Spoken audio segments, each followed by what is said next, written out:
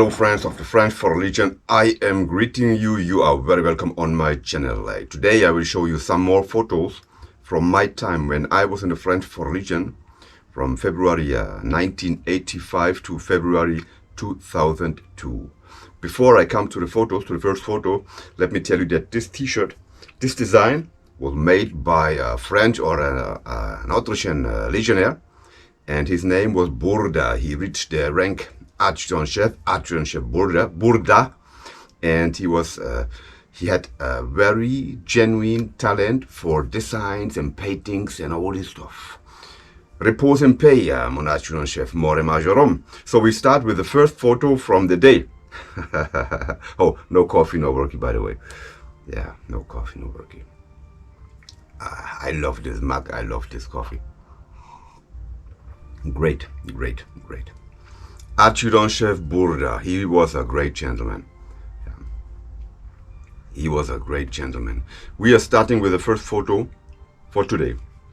And here in this photo you see me, myself and I and my platoon. No, it was the platoon of Adjutant Chef Falco, but I was detached to march with him through for this parade. And this was in Guyana, in French Guyana, 1985. 1985. So what can we see? You see the front man who is giving the salute is Adjutant Chef Falco. And Adjutant Chef Falco, he was a man, you fear him and you love him. Everybody feared him, everybody loved him. I think he was coming from Italia or Sicilia, and he had all over the body and in his face he had scars, and he was a really tough guy. He was a very good gentleman, a very good NCO, and one of the best NCOs I have met in my life for sure. And let's come to the tenue we wear before going further in explication for the men. You can see our tenue de parade, and let's start here from the right side. You can see here the jump wings, because Falco was in the 2nd Rep before joining the 3rd REI. We are here in the 3rd REI and Commodore Forger and French Guyana. I was there for 2 years. The jump wings, we call it placavelo. Under the jump wings, you can hardly see the blue badge, and the blue badge is what is with a crest we have earned for the Second World War, for our actions in the Second World War. And this blue badge was given to us, I think, by Roosevelt, President Roosevelt, after the war. And under the blue badge you can see the crest of the company, La Pucelle. And this is the, it's the crest of the regiment, the regimental crest, La Pucelle, third of the 3rd REI. On the other side you can see, of course, all the medals, the other side around, all the medals the legionnaires earned during their active service. And you can see here the triple fourragère with the colors of the Médaille Militaire, Légion d'Honneur and Croix de Guerre. 3 colors and 3 fourragères. We call it the triple fourragère. On the head, Falco wears his képi noir, the black képi. As you know better than I do, white képi is for normal legionnaires, and the black képi then is for NCOs and officers. Also caporal chef, more than 15 years, sergeant chef, adjutant chef, major, and then for officers. And that's it. You can see the normal legionnaires and the other NCOs wearing the blue belt, and the FAMAS en bataille with a bayonet on the barrel. That's the point. Okay, let's come to the first range of NCOs. You can see far right, this is Sergeant Eve. Sergeant Eve, he was a very good sportsman, a good runner, exceptional NCO. I loved him. I loved this guy. He was very human, very tough, very good runner, very good sportsman, very good NCO. And in the middle you can see a French guy. I don't know, I forget the name. And to the left side, I think this is also an Italian gentleman. So this was the first row of the Képi Noir. And after this, you can see the lines of the Képi Blanc. Képi Blanc is for the legionnaires, as I have been. And now you will ask yourself, where is Thomas Gast? You can see to the left side an umbrella. The umbrella is blue and white. and underneath the umbrella, the gentleman with the crest shining here. The crest shining, this is me. And I was, at this time, I was a Legionnaire Premier Class. So I was just before going to the CMU, Certificat Militaire Élémentaire, to do the caporal's course. Yes, French Guyana, 1985, and I go on to the next photo. Yeah. Okay, here you can see me deep in the jungle. Okay, explication. This was in French Guyana, in the jungle, 1985 or 1986. I am sitting in front of my hammock. The hammock is behind me. And this was a Brazilian hammock. Brazilian hammock, what means with a mosquito net, like a house, and a mosquito net. And very good mosquito net, very good hammock with a very good mosquito net all around. And you can see that I'm wearing two knives. The knives were camelus. Why two? Because once I lost one knife deep in the jungle, and then I was without knife. And when you are in a survival situation without knife, or to defend yourself without weapon, if you don't have another weapon, it's not good. So, starting from the day I lost my first camelus, immediately I was looking forward to have a second one. And I always had one camelus knife in my rucksack, and the other one on my bretelle, you know, here on my ceinturon. So when I've lost the rucksack, I still had the other one, and inverse. So what else can we see? You can see the beret of the 3rd REI with the Flamme Legion, and you can see that I'm mustard. I had a schnurrbart, a mustache here, and this is normally, it's not usual, but in the 3rd REI we had two types of men are allowed to wear mustache. The pioneers, the company equipment. They must wear the mustache, and the second ones are starting from the grade caporal, from the rank caporal. When you want to wear a mustache, you can do so, but you have to pass rapport capitaine. You have to start a demand. You have to ask your commander-in-chief of the company. And in this time, there was Capitaine Martin. He said yes, and I did so. That's why I have a mustache. Normally, it's not usual. In the second rep, nobody has a mustache. Believe me, nobody. Okay, this was for the picture of French Guyana in 1985, and I go straight away to the next one. Here, you can see me, myself, and I. This was a couple of years later in 2002. No, it was in 1989. 1989, I was platoon leader, and I'm the man who's behind the katana sword. And the boys, you can see all the boys are my platoon, has been my platoon. And all these boys had made a lot of intervention, a lot of operations, they have been to war, you know, they are really tough fighters. And these boys are just genuine and tough. And I spent 2 years with them. I say just great and thank you, boys. And to my right side, you can see an adjutant. This is Adjutant Shake, and he took over the platoon after me. And the katana, have a look. I have it here. And this is the katana sword they gave me. Oh, Schultz, I'm sorry. And I don't draw it, because when you draw it, you have to use it. And the katana has my name, my matricule, and my unit. And I was very grateful. I was I was very touched by the geste that my boys gave me the katana sword. Thank you, boys. Thanks. Wherever you are right now, I don't know. We have lost one each other, but thanks. Thanks a lot. You know, tears are coming up here, so I have to change the photo. Going to the next one. Okay, we go to the next one straight away. Next photo. You can see here. I'm not Sergeant Chef. I'm Sergeant. NCO, Sergeant, is the first NCO rank. Sergeant Thomas Gast in Central African Republic in 1995. I'm standing in front of the Gata, Mare de Gata. This is deep in the savannah, and all around about 150 kilometers, you have no village, no town, no nothing.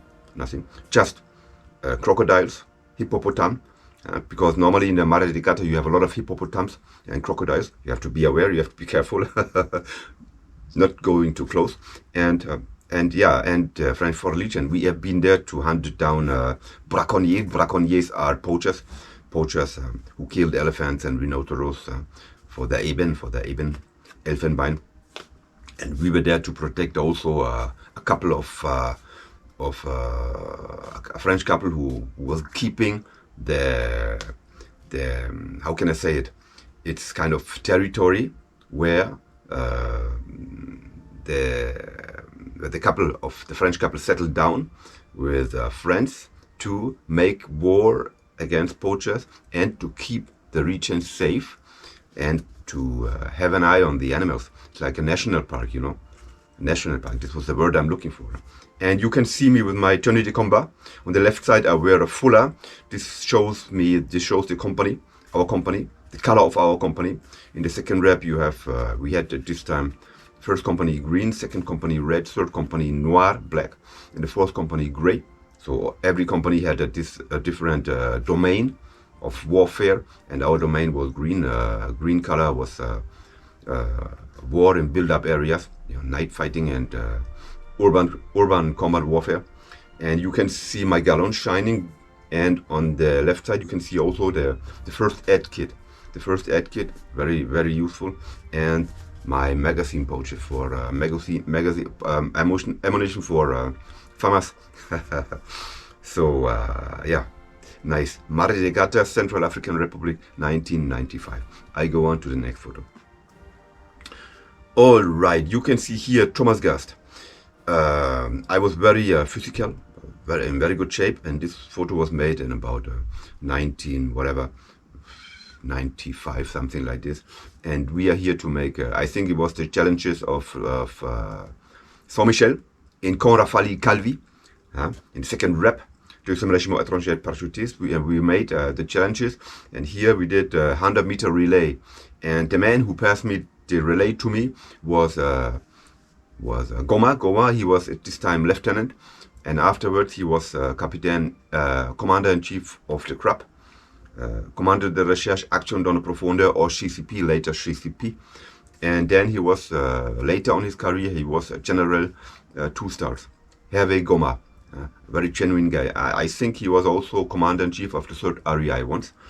And you can see all the colors, red, green, black and yellow, different companies. The color who is not here is blue, because the blue is the CEA company Éclairage et d'Appui, and they have been in operation. Yeah, Conrafali, somewhere in between 1995, 1996. Relay, 100-meter relay, Saint-Michel. Yes, and I go on with the next photo. This photo was shows Sergeant Chef Thomas Gast. I'm Sergeant Chef. Yeah, I think Sergeant Thomas Gast. I can hardly make the difference. And I was going to descend to town, to go to town. And the photo was taken in Djibouti, in Arta, in Camp Amilakwari. And I think it was around 1992-93. You can see I was NCO, Sergeant. In my right hand I have my kepi, was this one. The kepi noir, black kepi. You can see the galon, you can see the crest of the ancien BP, the ancien BP, 11th Brigade parachutists. You can see yeah, all the items we wear on the tenue de sortie. This was tenue de sortie with the short and long stockings.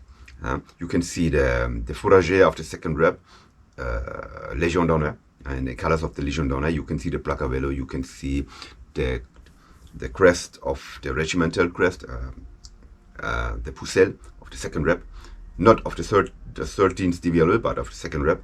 And yes, I was going to town, and in town in Djibouti we had a lot of yeah, a lot of beer, a lot of girls, and a lot of action in nighttime. Very good, very exceptional. And the Camp Amilakwari and Arta was not too big.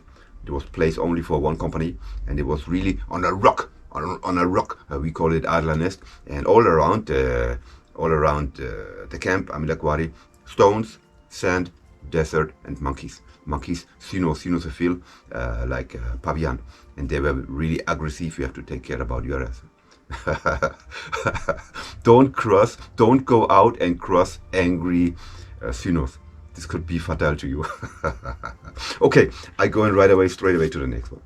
Yo, here you can see Thomas Gast in the Central African Republic, and we have been on tournée on tactical patrols, and our patrol didn't last one day or a couple of hours. Our patrol in the country, in the area country, they leased for weeks.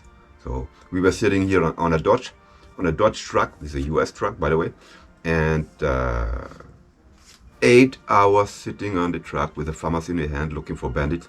And on my head I had the chapeau de brousse against the heat, against the sun.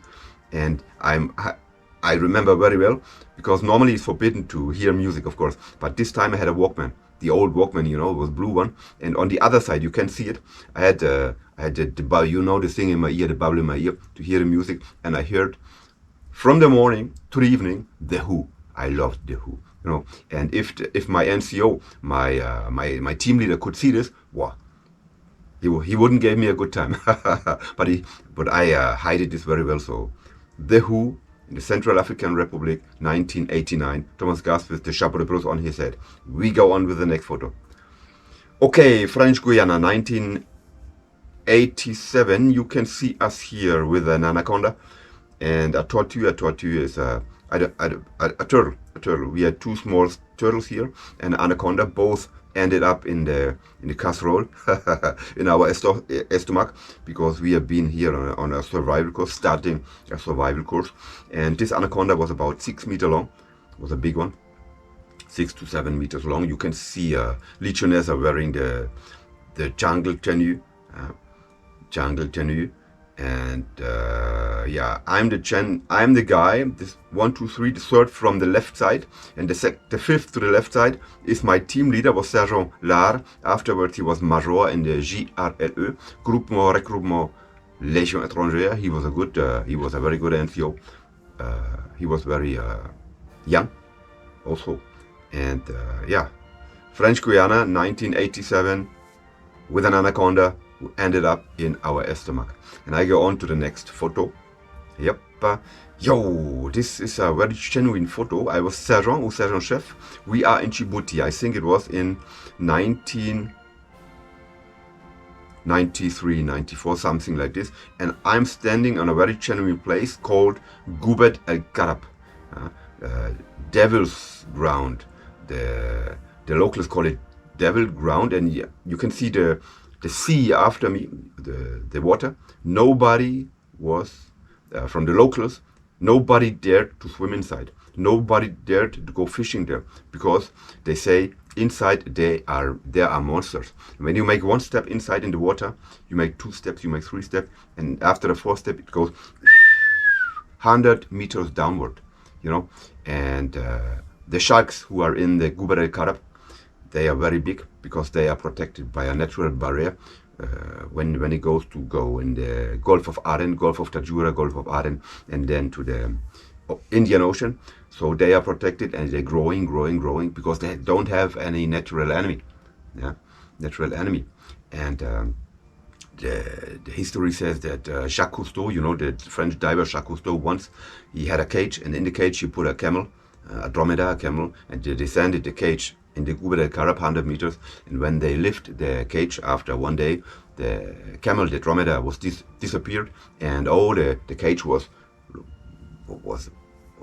torn, you know, crazy. So do you believe in monsters in the Gubat El Karab? I do so. So next photo. Okay, Gubat El Karab. You can see Thomas Gast here in 1992 during the Bosnia War. And I am standing in front of my VAB, VAB, Vehicle Avant Blinde, 13 ton. I made the driver's license for this.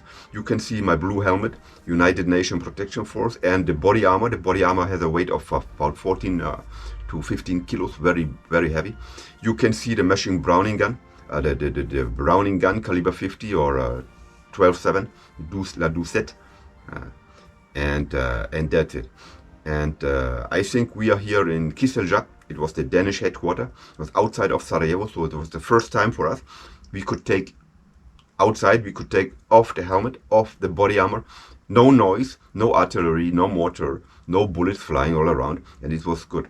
It was good. Because we have been 6 months in Sarajevo. In Sarajevo, there was a war. From the morning to the evening and at nighttime. War. It was horrible. It was horrible. Okay. Yeah. Kiseljak, 1992, Sarajevo, Bosnian War, Thomas Gast, within the United Nations Protection Force. Going on straight away to the next photo. Here we are again in Sarajevo, and this was in Rajlovac. It was a couple of years later. The war was over. It was in 1999, and I was adjutant. And this time I was in the headquarters company. And behind me you can see all the Armada vehicle trucks from the S4 stabilization force for the Bosnia war. And I have my my camouflage tenue. And I was in the, as I told you, in the headquarters company and the CCS company, Common Mortar Service. That's why I'm wearing the yellow fuller. In my hand I have my beret, and you can see a watch on my left hand, on my left arm. It's very unusual for me. Normally I don't wear watches. And the opposite side you cannot see. There are German troops.